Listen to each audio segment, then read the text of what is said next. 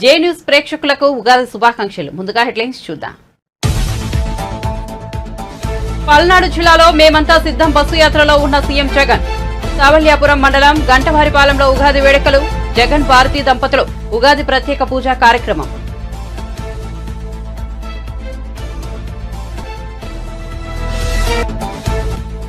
వాలంటీర్లను తొలగించబోమన్న చంద్రబాబు. వాలంటీర్ల గౌరవ వేతనాన్ని 10,000కు పెంచుతామని హామీ. జగన్ అవకాశవాద రాజకీయం చేస్తున్నారని మండిపాటు.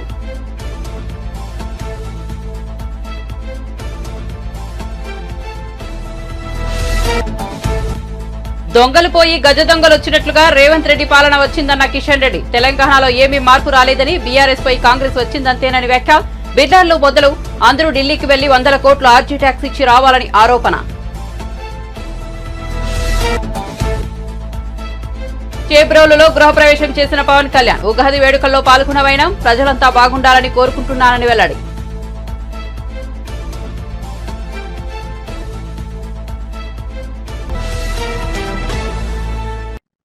ఇక వార్త వివరాల్లోకి వెళ్తే ఉగాది సందర్భంగా ముఖ్యమంత్రి వైఎస్ జగన్మోహన్ రెడ్డి దంపతులకు పండితులు వేద ఆశీర్వచనం పలికారు. అనంతరం పండితులు అందించిన ఉగాది పచ్చడిని సీఎం దంపతులు స్వీకరించారు. మేమంతా సిద్ధం బస్సు యాత్రలో శావల్యాపురం మండలం గంటవారిపాలెం వద్ద క్యాంపులో కార్యక్రమం జరిగింది.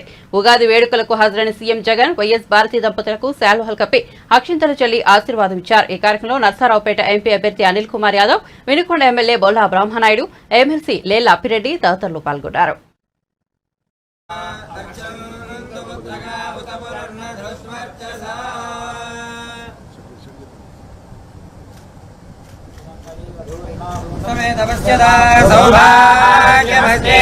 యువం వస్త్రాణి వేమసావసాదేవ క్షిద్రామందవో హసర్గాః అవాదినమృతాయ విష్ణత్తేన మిత్రావరుణాదతే తస్మాత్ బ్రాహ్మణేభ్యో వేదవిద్యో దివే దివే నమస్కుర్యాన్నాస్మిన్ కీర్తయేదేతా ఏవ దేవతా ప్రీణాతి పర్యాప్త్యానందరాయ సర్వస్తోమోతి రాత్రౌ ఉత్తమమహర్భవతి సర్వస్యాప్త్యై సర్వస్య జిత్యై సర్వమేవ తేనాపి శ్రీనివాస కులదైవతన్నః శ్రీ శ్రీనివాస పరమాగతిర్నః వక్త్రాబ్జే భాగ్యలక్ష్మీః కరదలకమలే సర్వదా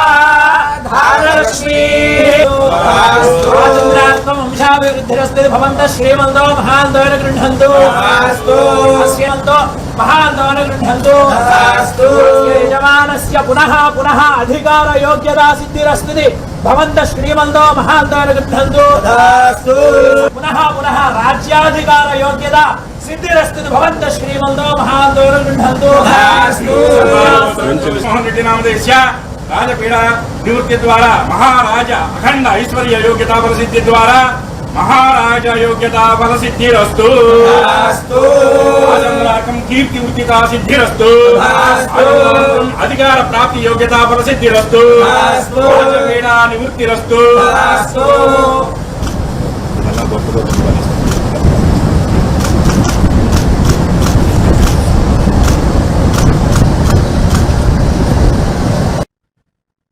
తెలుగుదేశం పార్టీ అధికారంలోకి వచ్చిన తర్వాత వాలంటీర్లను తొలగించబోమని టీడీపీ అధినేత చంద్రబాబు చెబుతున్న సంగతి తెలిసిందే. తాజాగా ఈ రోజు ఆయన విషయమే మాట్లాడుతూ కూటమి ప్రభుత్వం ఏర్పడిన తర్వాత వాలంటీర్ల వేతనాన్ని 5,000 నుంచి 10,000కు పెంచుతామని చెప్పారు. వాలంటీర్ల వ్యవస్థను కొనసాగిస్తామని తాము ముందే చెప్పామని తెలిపారు. ప్రజలకు సేవ చేస్తే తాము అండగా ఉంటామని చెప్పారు. టీడీపీ కార్యాలయంలో పంచాంగ శ్రవణం కార్యక్రమం జరిగింది. ఈ సందర్భంగా ఆయన మాట్లాడుతూ ఈ వ్యాఖ్యలు చేశారు. మన దేశంలో ఇంకొకసారి చూస్తే సంవత్సరం అంతా కూడా మన భవిష్యత్తును నిర్ణయిస్తుందని చెప్పి కూడా నేను మీకు తెలియజేస్తున్నా.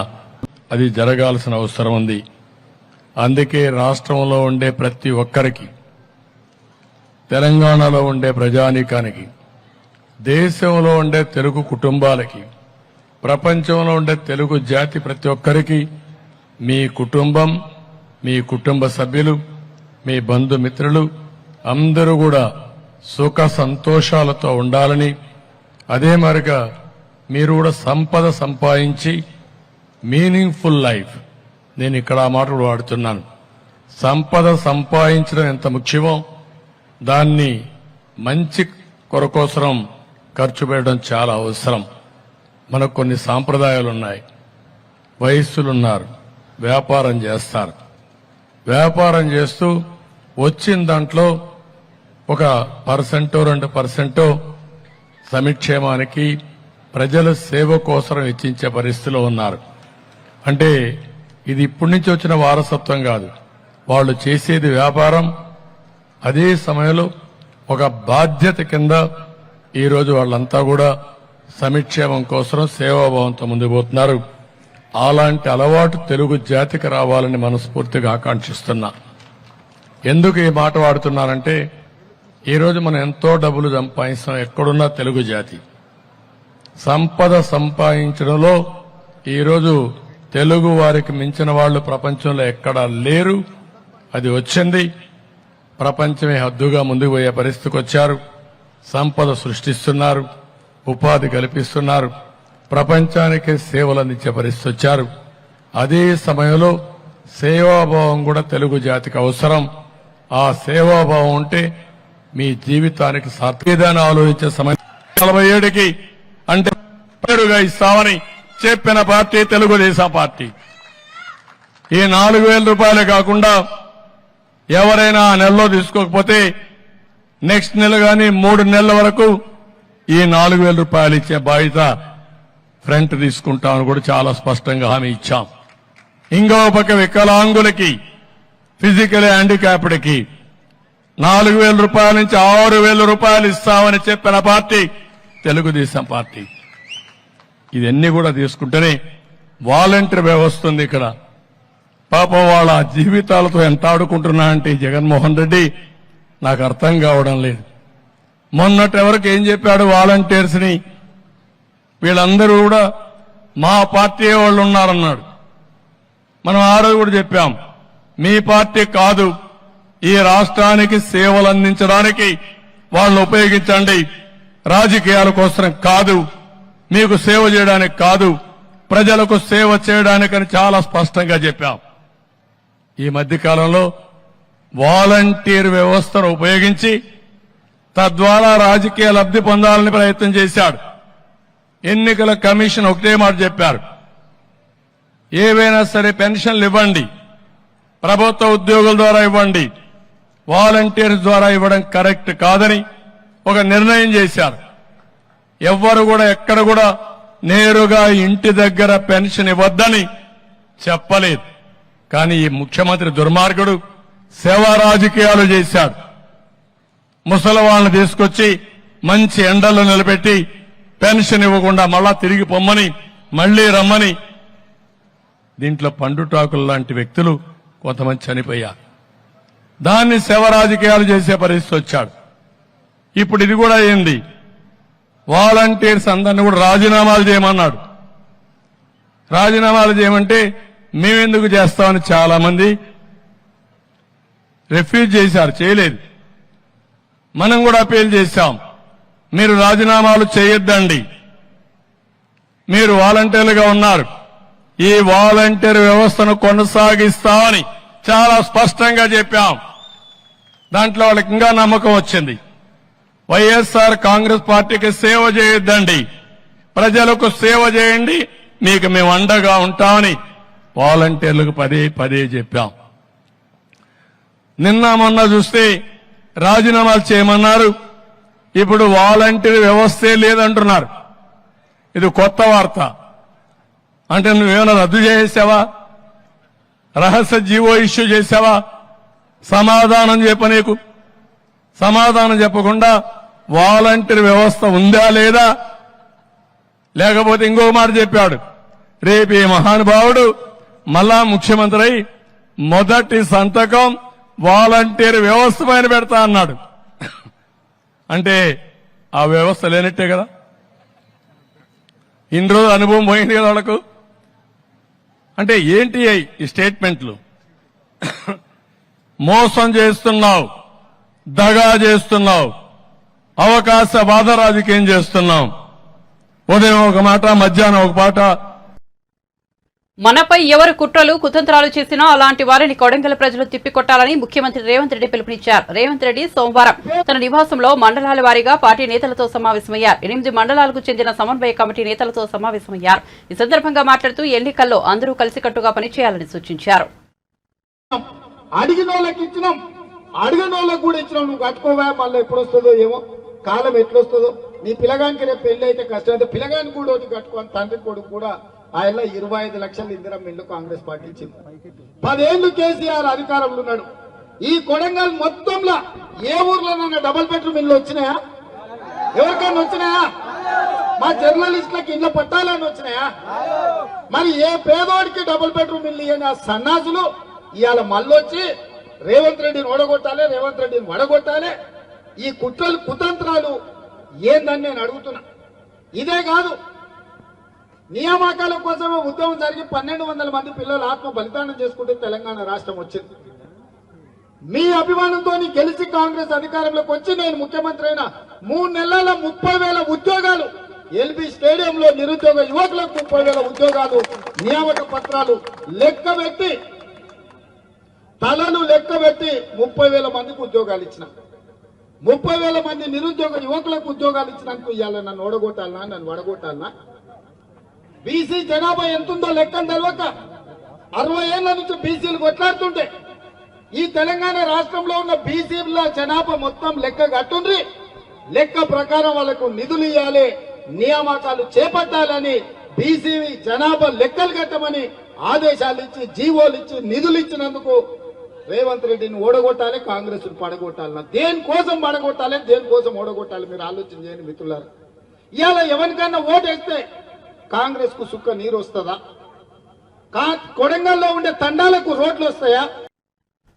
బీఆర్ఎస్ 10 ఏళ్ల పాలనలో చేసిన తప్పిదాల వల్లే తెలంగాణలో కరువు పరిస్థితులు నెలకొన్నాయని మంత్రి పొంగిలేటి శ్రీనివాసరెడ్డి విమర్శించారు. అధికారం కోల్పోయిన ఆ పార్టీ నాయకులు కాంగ్రెస్ పాలనపై బురద జల్లే ప్రచారాలు చేస్తున్నారని ఆరోపించారు. రైతాంగంపై కపట ప్రేమ చూపుతూ రెచ్చగొట్టే ధోరణికి దిగుతున్నారని ఆరోపించారు. ఖమ్మం జిల్లా వైరా, ఏన్కూరు, భద్రాద్రి, కొత్తగూడెం జిల్లా జూలూరుపాడు మండలాల్లో పర్యటించిన ఆయన గ్రామాల్లో ప్రజా సమస్యలు తెలుసుకున్నారు. 2 నదుల పరివాహక ప్రాంతాల్లో నీరు ప్రాజెక్టులోకి రాని కారణం చేత ఈ సంవత్సరం తెలంగాణ రాష్ట్రంలో ప్రజల దీవెనలతో వచ్చిన ఇందిరమ్మ రాజ్యం, ప్రజల ప్రేమ అభిమానం ఆశీస్సులతో వచ్చిన ఇందిరమ్మ రాజ్యంలో రైతన్నలకి సాగునీరు ఇవ్వనమాట కొన్ని ప్రాంతాల్లో వాస్తవం. ఇది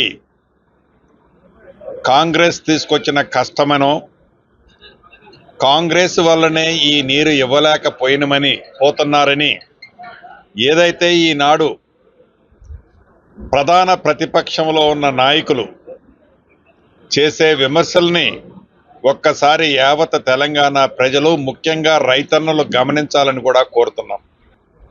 అంటే వర్షాలు పడే టైం అంతా పూర్తయిన తర్వాత, మాన్సూన్స్ అన్నీ కంప్లీట్ అయిన తర్వాత ఇందిరమ్మ రాజ్యం తెలంగాణ రాష్ట్రంలో వచ్చింది. ఈ వచ్చిన ఇందిరమ్మ రాజ్యం మీద అధికారం లేదనో, ప్రజల కర్రు కాల్చి ఓత పెట్టారనో, అధికార దాహంతో గతంలో 10 సంవత్సరాలు ఎలగబెట్టిన ఆనాటి ప్రభుత్వంలో పనిచేసిన ముఖ్యులు ఏవైతే ఈనాడు అధికారం లేక గంగిర్లెత్తుతూ రైతుల మీద కపట ప్రేమను చూపిస్తూ రైతుల కోసమే మా పార్టీ ఉన్నది అనే విధంగా ఏదైతే ఈనాడు రైతులను కలిసే కార్యక్రమాన్ని గతంలో పరిపాలించిన ముఖ్యులు, రైతుల కోసమే మేము బ్రతికామని చెప్తున్న ముఖ్యులు, కాళేశ్వరం మహా ప్రాజెక్టును కట్టాం, అద్భుతంగా కట్టామని చెప్పిన ఆ ముఖ్యులు కాళేశ్వరానికి కూతంత దూరంలో పోయి రైతన్నలని రెచ్చగొట్టే విధంగా మాట్లాడారే తప్ప, మోడల్గా కట్టామనే కాళేశ్వరాన్ని, కుంగిపోయి కొట్టుకుపోవటానికి సిద్ధంగా ఉన్న కాళేశ్వరాన్ని మట్టుకు పర్యవేక్షించటానికి, చూడటానికి కూడా సాహసం చేయలేదు ఆనాడు ముఖ్యమంత్రిగా పరిపాలించిన ప్రబుద్ధుడు. ఇది కాంగ్రెస్ అనో, కాంగ్రెస్ వలన ఈ కరువు వచ్చిందనో ఏదైతే చెప్తున్నారో ఒక్కసారి మీరు ఆత్మ పరిశీలన చేసుకొని ఇది కాంగ్రెస్ వల్ల వచ్చిందా లేకుంటే గోదావరి పరివాహక ప్రాంతంలో మీ టైంలో కట్టిన ప్రాజెక్టులు సక్రమంగా కట్టని కారణం చేత ఆ డ్యాములు కుంగిపోయి ఆ డ్యాముల్లో ఉన్న నీరు మీరు ముఖ్యమంత్రిగా ఉన్ననాడే కిందికి వదిలిన సంగతి మీరు మర్చిపోయి గోదావరి కృష్ణా పరివాహక ప్రాంతంలో సుమారు 56% వర్షాలు తక్కువగా పడ్డాయని ఆనాడు 3-man కమిటీ కానీ కేఆర్ఎంబి కమిటీ కానీ ఏదైతే అక్టోబర్లో లెటర్లు రాశారో అదన్నీ మీ ప్రభుత్వంలో టైంలో మీ సమక్షంలో రాసిన లెటర్లన్నిటినీ మర్చిపోయి కాంగ్రెస్ పార్టీ మీద కాంగ్రెస్ ప్రభుత్వం మీద ఏవైతే మీరు విమర్శలు చేస్తున్నారో అది మీ విజ్ఞతకే ఈనాడు కాంగ్రెస్ నాయకులు వదిలేస్తున్నారన్నది మీరు గమనించాలి. అంతేకాదు దొంగలు పోయి గజ దొంగలు వచ్చినట్లు ఈ రోజు తెలంగాణలో బీఆర్ఎస్ పోయి రేవంత్ రెడ్డి పాలన వచ్చిందని బీజేపీ తెలంగాణ రాష్ట్ర అధ్యక్షుడు కేంద్ర మంత్రి కిషన్ రెడ్డి విమర్శించారు. మంగళవారం పలువురు నాయకులు బీజేపీలో చేరారు. ఈ సందర్భంగా రాష్ట్ర కార్యాలయంలో ఏర్పాటు చేసిన సమావేశంలో ఆయన మాట్లాడుతూ తెలుగు వారమంతా ఏ పని చేసినా పంచాంగం చూస్తుంటామని అలాంటి పంచాంగ పఠనం జరిగే ఈ రోజు మనకు ఎంతో శుభసూచకమన్నారు. అనంతరం ఆయన బీఆర్ఎస్ కాంగ్రెస్ పాలనపై మండిపడ్డారు. ఈ రోజు మనం తెచ్చుకునేదండి దొంగలు పోయి గజ దొంగలు వచ్చినట్టు ఈరోజు కాంగ్రెస్ పార్టీ వచ్చింది రాష్ట్రం. మరి పెంక మీద నుంచి పొయ్యిల పడ్డట్టు అయిపోయింది. ఈరోజు ఏం చెప్పారు? ఎన్నికలకు ముందు గ్యారంటీలు ఇస్తున్నాం, మీకు 2 లక్షల రుణమాఫీ చేస్తాం, లేక ఎకరానికి 15,000 ఇస్తాం, నిరుద్యోగులకు 4,000 ఇస్తాం, మహిళలకు 2,400 ఇస్తాం, కౌలు రైతులకు పైసలు ఇస్తాం, రైతు కూలీలకు పైసలు ఇస్తాం, పెన్షన్లు పెంచుతాం. అబ్బో ఎన్ని మాటలు మాట్లాడారో. ముఖ్యమంత్రి రేవంత్ రెడ్డి అప్పుడు అపోజిషన్ లో ఉన్నప్పుడు చెప్పారు, ఎవరైనా అప్పు తీసుకోకపోతే వెంటనే బ్యాంకుకి వెళ్ళి 2 లక్షలు తీసుకోండి, మీకు డిసెంబర్లో మాఫీ చేస్తా. ఏ తారీఖు అది? డిసెంబర్ 9వ తారీఖు మాఫీ చేస్తాడు. ఇంకా ఆయనకి డిసెంబర్ 9 వచ్చినట్టు లేదు. రాహుల్ గాంధీకి అసలే తెలియదు డిసెంబర్ 9 ఎప్పుడో తెలియదు, 100 రోజుల్లో తెలియదు. మరి తగుదనమ్మా అని మొన్న తుగ్గూడెం వచ్చి మళ్ళీ పెద్ద పెద్ద మాటలు మాట్లాడిపోయిందా రాహుల్ గాంధీ. అయ్యో ముందే దిక్కులేదు, ముందు ఇచ్చిన దానికే దిక్కులేదంటే కొత్త ఇచ్చాడు. అది కూడా చెప్పలే. పాత గ్యారంటీలు ఎప్పుడు చేస్తారో చెప్పిపోలే రాహుల్ గాంధీ. ఇంకా సంవత్సరం చేస్తారా, 5 సంవత్సరాల తర్వాత చేస్తారా, 10 సంవత్సరాల తర్వాత చేస్తారా, రైతులు ఆగమైనాక చేస్తారా, అది కూడా చెప్పలే. చెప్పకుండా కొత్త హామీలు ఇచ్చిపోయాడు. నేను ఎందుకు చెప్తా ఉన్నానంటే ఈ రాష్ట్రంలో మార్పు రాలేదు. ఈ రాష్ట్రంలో మార్పు వచ్చింది 2 పార్టీల మధ్యనే తప్ప పరిపాలనలో మార్పు రాలే. దోపిడీలో మార్పు రాలే. దోపిడీలో మార్పు రాలే. ప్రజల వెన్నుపోటు పొడవడంలో మార్పు రాలే. పాలనలో మార్పు రాలే. ఒక వ్యక్తి పోయాడు, ఇంకో వ్యక్తి వచ్చాడు. బీఆర్ఎస్ పోయి ఇంకో వ్యక్తి వచ్చాడు. ఎందుకంటే వీళ్ళ 2 పార్టీలు ఒకటే తెలంగాణలో. 2 పార్టీలు కూడా దొందే. గతంలో ఇదే టీఆర్ఎస్ పార్టీ ఇప్పుడు బీఆర్ఎస్ అయింది. కాంగ్రెస్ తో పొత్తు పెట్టుకున్నారు, ఎన్నికల్లో గెలిచారు. ఢిల్లీలో కేసీఆర్, మన్మోహన్ సింగ్ కాంగ్రెస్ ప్రభుత్వంలో మంత్రివర్గంగా పనిచేశాడు. ఇక్కడ కాంగ్రెస్ పార్టీ ప్రభుత్వంలో కేసీఆర్ అల్లుడు హరీష్ రావు పనిచేశాడు. జనసేన అధినేత పవన్ కళ్యాణ్ ఉగాది వేడుకల్లో పాల్గొన్నారు. కాకినాడ జిల్లా పిఠాపురం నియోజకవర్గం చేబ్రోల్లో నిర్వహించిన ఉత్సవాలకు సోదరుడు నాగబాబు, టీడీపీ నేత మాజీ ఎమ్మెల్యే వర్మ జనసేన నేతలతో కలిసి హాజరయ్యారు. పవన్ కు వేద పండితుల ఆశీర్వచనం అందించారు. అనంతరం పవన్ కళ్యాణ్ మాట్లాడుతూ ప్రజలంతా బాగుండాలని మనస్ఫూర్తిగా కోరుకుంటున్నట్లు చెప్పారు. పిఠాపురం నుంచే విజయకేతనం ఎగరబోతున్నామని, క్రోధినామ సంవత్సరంలో కూటమి ప్రభుత్వాన్ని స్థాపిస్తున్నామన్నారు.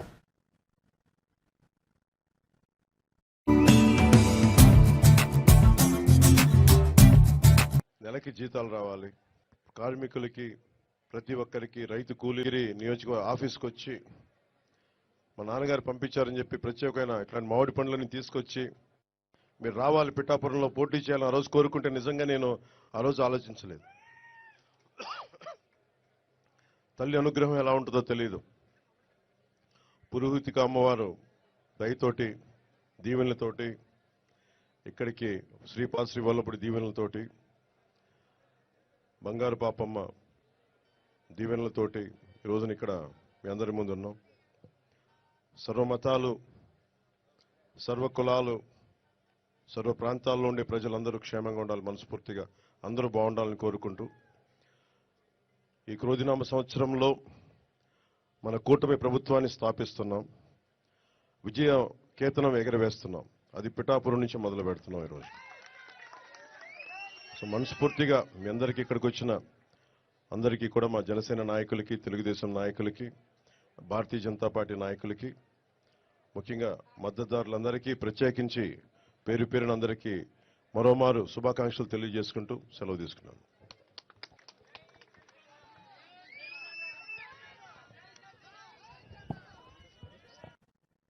పిఠాపురంలో రాజకీయాలు ఆసక్తికరంగా మారాయి. జనసేన అధినేత పవన్ కళ్యాణ్ ఇక్కడి నుంచి పోటీ చేస్తుండటంతో ఈసారైనా ఆయన గెలుస్తారా అని అంతా ఉత్కంఠంగా ఎదురుచూస్తున్నారు.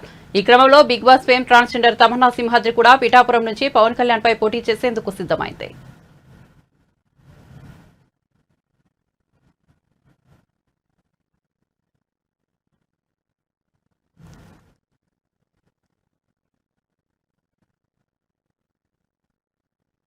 శ్రీ క్రోధి నామ సంవత్సర తెలుగు సంవత్సరాది ఉగాది వేడుకలు తెలంగాణ భవన్లో ఘనంగా నిర్వహించారు. ఉగాది పర్వదినం సందర్భంగా ఏర్పాటు చేసిన ఉగాది వేడుకల్లో BRS party working president KTR పాల్గొన్నారు. వేద పండితులు వేద ఆశీర్వచనం అందించారు. అనంతరం పంచాంగం పఠంలో పాల్గొన్నారు. ఈ కార్యక్రమంలో అసెంబ్లీ మాజీ స్పీకర్ మాజీ పోచారం శ్రీనివాస్ రెడ్డి, ఎమ్మెల్సీలు, ఎమ్మెల్యేలు, ప్రజాప్రతినిధులు, బీఆర్ఎస్ నాయకులు తదితరులు పాల్గొన్నారు.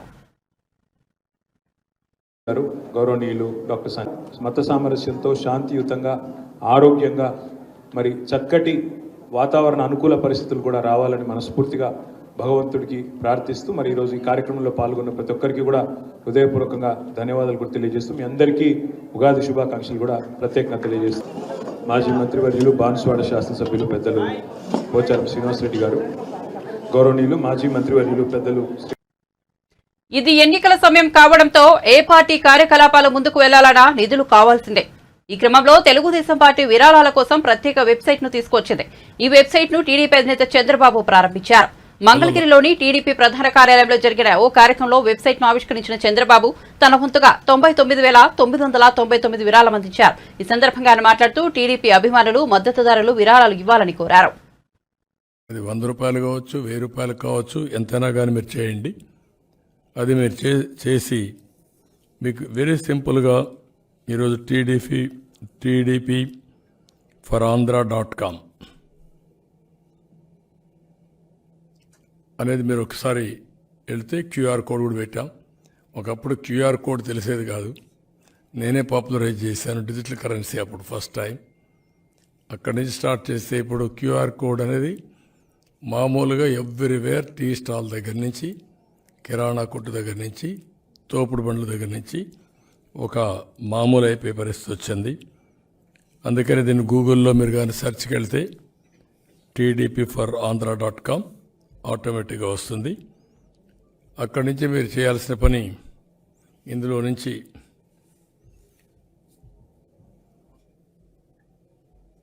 క్లియర్ కట్గా డొనేట్ ఫర్ తెలుగు, అది ఒక్క నిమిషంలో మీరు చూస్తే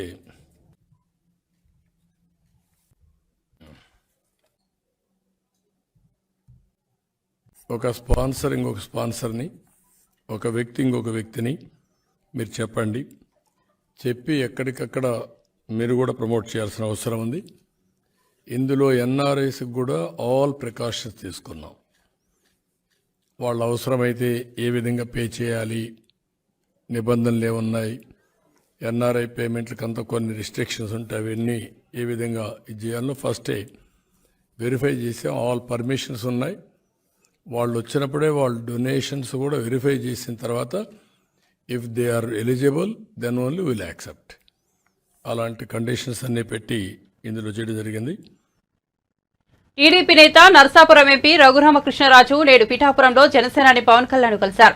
ఇది మర్యాదపూర్వక భేటీ అని రఘురామ సోషల్ మీడియా ద్వారా వెల్లడించారు. ఈ భేటీపై రఘురామ స్పందిస్తూ అరాచక శక్తుల నుంచి రాష్ట్రాన్ని కాపాడుకోవాల్సిన అవసరం ఉందని అభిప్రాయపడ్డారు. దుర్మార్గపు శక్తి నుంచి రాష్ట్రాన్ని బయటపడేసి స్వర్ణాంధ్రప్రదేశ్ గా అభివృద్ధి చేద్దామని పిలుపునిచ్చారు. ఇక పవన్ కళ్యాణ్ నాగబాబులతో తనకు సన్నిహిత సంబంధాలున్నాయని రఘురామకృష్ణరాజు వెల్లడించారు. రాబోయే ఎన్నికల్లో తాను ఎక్కడి నుంచి పోటీ చేసినా పవన్ కళ్యాణ్ ప్రచారం చేస్తారని చెప్పారు. పవర్ స్టార్ జనసేనాని పవన్ కళ్యాణ్ గారు పిఠాపురంలో ఒక ఇల్లు తీసుకుని ఈ పవిత్రమైన ఉగాది రోజున గృహప్రవేశం చేస్తున్న సందర్భంగా నేను వారిని కలిసి నా శుభాకాంక్షలు అందజేయడానికి వారి సమయం తీసుకుని నేను వచ్చి వారిని కలవడం జరిగింది.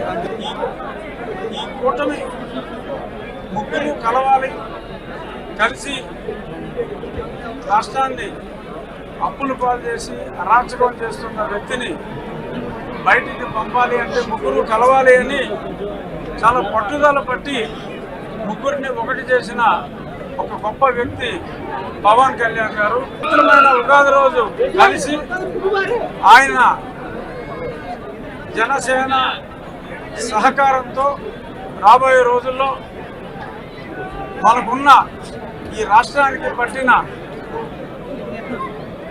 దరిద్రాన్ని అని అనొచ్చేమో అనేద్దాం, ఈ డ్రగ్ ఆంధ్రప్రదేశ్ని, ఈ బ్యాడ్ ఇమేజ్ని, రుణాంధ్రప్రదేశ్ అనే బ్యాడ్ ఇమేజ్ నుంచి బయటపడేయాలి అంటే చంద్రబాబు నాయుడు గారు, పవన్ కళ్యాణ్ గారి సారథ్యం చాలా అవసరం. కాబట్టి మరింత చొరవ తీసుకుని వీలైనన్ని ఎక్కువ మీటింగ్లు, అలాగే నేను అసెంబ్లీకి చేస్తానా పార్లమెంట్కి చేస్తానా అనేది ఇంకా అస్పష్టత కాస్త ఉన్నప్పటికీ నేను ఎక్కడ పోటీ చేసినా వారు వచ్చి క్యాంపెయిన్ చేయాలని కూడా వారి సహకారాన్ని కూడా నేను కోరడం జరిగింది. పవన్ కళ్యాణ్ గారికి నాకు చాలా సన్నిహిత స్నేహం ఉంది. వాళ్ళ అన్నగారితో ఇంకా ఎక్కువ స్నేహం ఉంది. చిరంజీవి గారు నేను మంచి స్నేహితులు. అదే స్నేహభావంతో ఆయన తప్పకుండా ఈ విజయానికి అండగా ఉంటారని చెప్పి నాకు అష్యూరెన్స్ ఇవ్వడం జరిగింది. జై జనసేన, జై తెలుగుదేశం. 48 గంటలు వెయిట్ చేసాం, ఇన్నాళ్ళు వెయిట్ చేసాం. 48 గంటలు వెయిట్ చేయండి. నాకు ఇప్పుడు తెలుగుదేశం ఇంతమంది జన సైనికులు ఉన్నారు. నాకు ఇంకేంటి భయం? నేను ప్రజాక్షేత్రంలో చట్టసభల్లో ఉంటా. అది లోక్సభ, శాసనసభ. అనదర్ 48 65,000 పైగా మెజారిటీతో ఆయన ఎక్కుతారు. అది ఎన్ని ప్రయత్నాలు చేసినా జగన్మోహన్ రెడ్డి వచ్చి ఇక్కడ బస్సు వేసుకుని ఇక్కడ కూర్చున్నా 65,000 మినిమం. అన్నవరం రత్నగిరిపై ఉగాది వేడుకలను ఘనంగా నిర్వహించారు. ఉగాది పర్వదిన సందర్భంగా భక్తులు పెద్ద సంఖ్యలో సత్యనారాయణ స్వామిని దర్శించుకున్నారు. అనివేటి మండపం నందు పండితులచే పంచాంగ శ్రవణం పఠనం చేశారు. ఈ కొత్త సంవత్సరంలో స్వామివారి రాశి ఫలాలతో పాటు ఇతర రాశి ఫలాలు, ఆదాయ వ్యయాలు ఏ విధంగా ఉన్నాయో పండితులు వివరించారు. పంచాంగ శ్రవణం అనంతరం పండితులను ఆలయ చైర్మన్ ఈవోలు సత్కరించారు. భక్తులకు తీర్థ ప్రసాదాలతో పాటు ఉగాది పచ్చడి పంపిణీ చేశారు.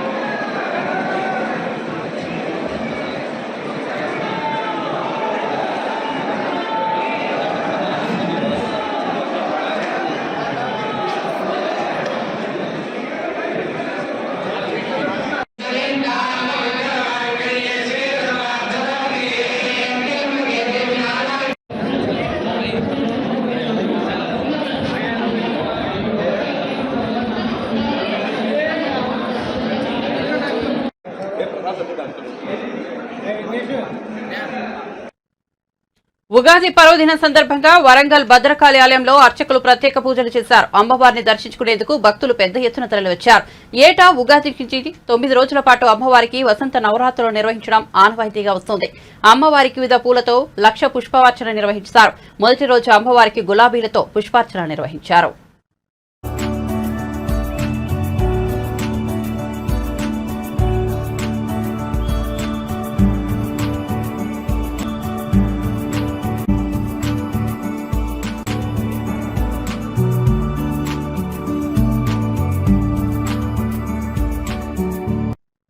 బులెటిన్ ముగించే ముందు హెడ్లైన్స్ మరోసారి చూద్దాం. పల్నాడు జిల్లాలో మేమంతా సిద్ధం బస్సు యాత్రలో ఉన్న సీఎం జగన్. చావల్యాపురం మండలం గంటవారిపాలెంలో ఉగాది వేడుకలు. జగన్ భారతి దంపతులు ఉగాది ప్రత్యేక పూజా కార్యక్రమం.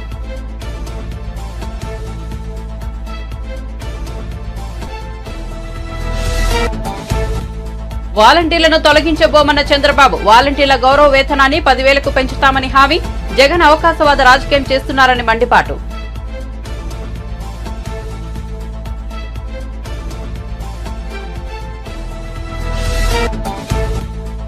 దొంగలు పోయి గజ దొంగలు వచ్చినట్లుగా రేవంత్ రెడ్డి పాలన వచ్చిందన్న కిషన్ రెడ్డి. తెలంగాణలో ఏమీ మార్పు రాలేదని, బీఆర్ఎస్ పోయి కాంగ్రెస్ వచ్చిందంతేనని వ్యాఖ్య.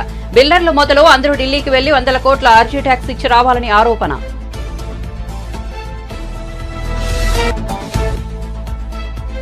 చేబ్రోల్లో గృహప్రవేశం చేసిన పవన్ కళ్యాణ్. ఉగాది వేడుకల్లో పాల్గొన్న వైనం ప్రజలంతా బాగుండాలని కోరుకుంటున్నానని వెల్లడి.